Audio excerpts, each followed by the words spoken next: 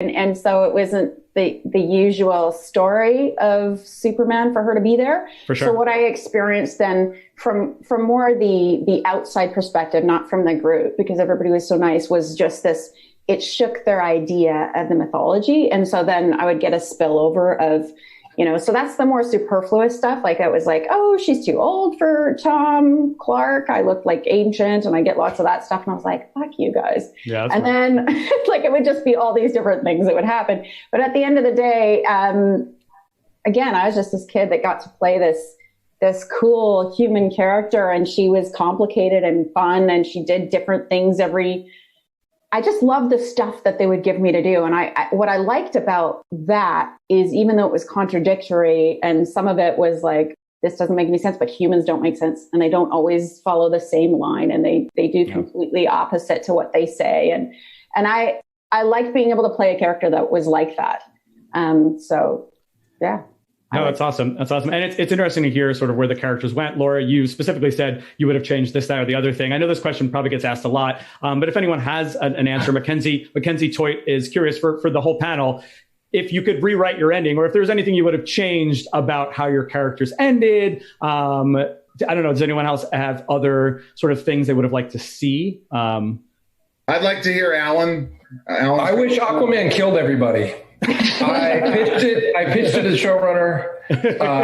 Didn't go over well, but I just think it would have been a way better. I mean, he got with a bang, right? And he's the best superhero. He's like not at all the best.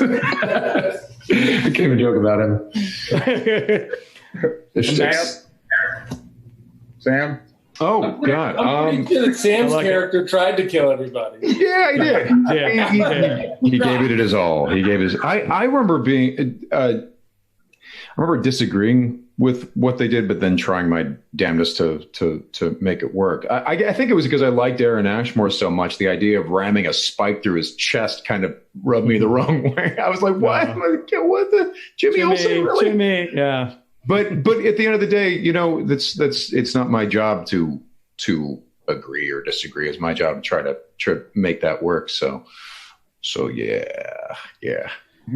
Michael, again, the fans are all saying this right now in the chat. Greatest and their favorite Lex of all time. You leave in 6 or 7, right, and then come back. What were your ideas, sort of coming back to the series, or was there things that you wanted to still do with Lex that you feel like never quite got to? A lot of times, in fact, I just had Kevin Smith on the show, and I hammered him because I remembered he said, he's like, "You left the show? What did you leave the show?" And everybody will always say, "He left the show. He left the show." That's kind of the feeling, because they don't know the whole story. But sure, people don't know that I was contracted to 6 years. I signed on for a 7th. I did a 7th, and then I was done. I just wanted to go do other stuff. And sure. Just like I felt like I just had done enough, and they had 7 years, 22 episodes times 7, 160, whatever it is, to get me from good and to bad. And I just felt like, hey, that's enough time. Get me there. You have plenty of time. And we had a lot of fun. There was some great episodes, some great moments, some great arcs.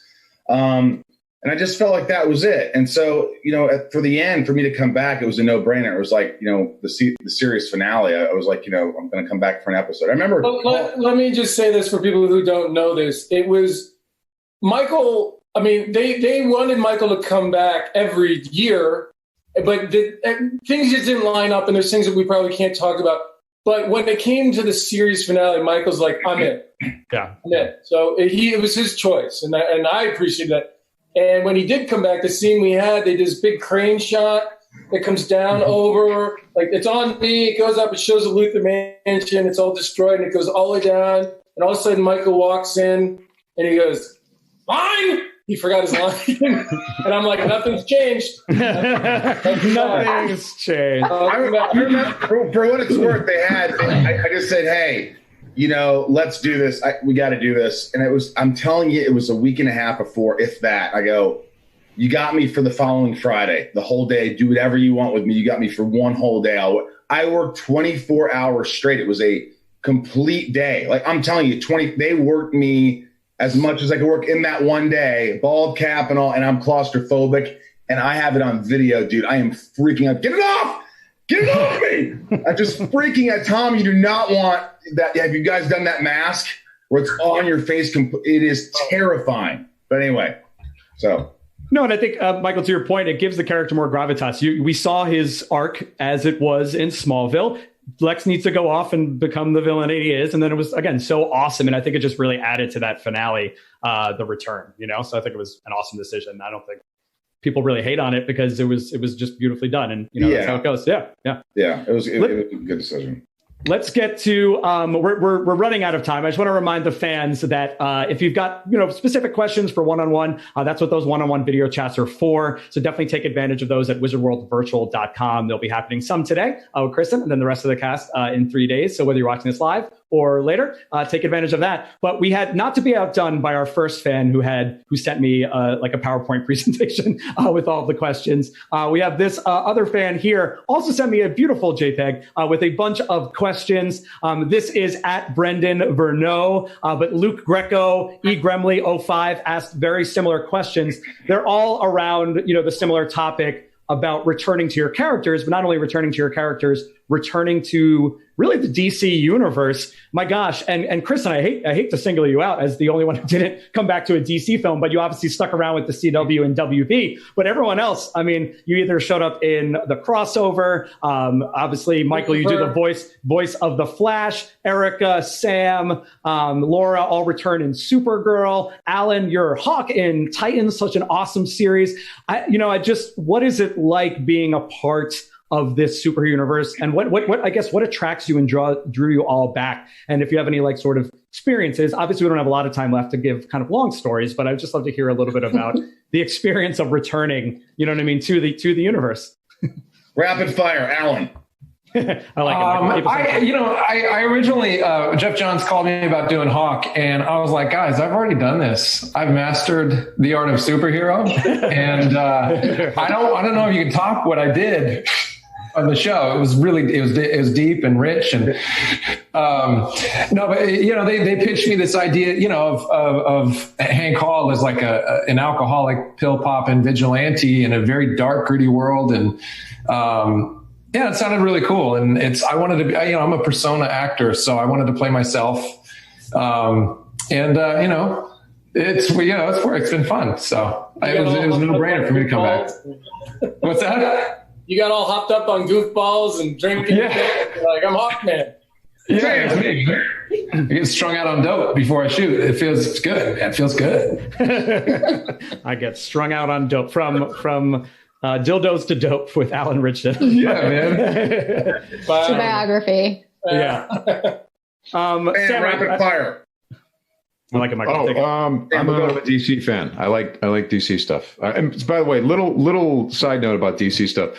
My buddy Glenn Howerton from Always Sunny in Philadelphia. He's like, read. I got him a Superman thing. It was like that. We were doing some research for a project we were working on, and I got him the first issues of Superman, all in a sort of a graphic novel format. And I didn't actually read it, and he started reading it to his kid, and he calls me up. He's like, dude.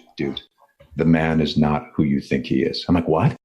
He's a vengeful lunatic sometimes in those early comic books. It's hilarious. Like, a friend of his gets hit by a car. So Superman's like, well, I'm going to teach the city a lesson about, car safety. And so, he like smashes into a radio station, makes an announcement, like literally smashes through the wall, throws the guy in front of the microphone aside. And he's like, I'm going to enforce car safety, guys. This is Superman. And then suddenly he's like pulling over traffic stops and knocking cars over. He goes and wrecks a used car lot for no reason.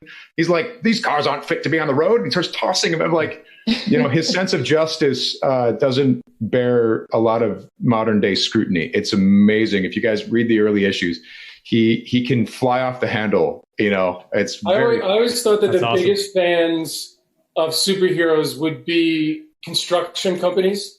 With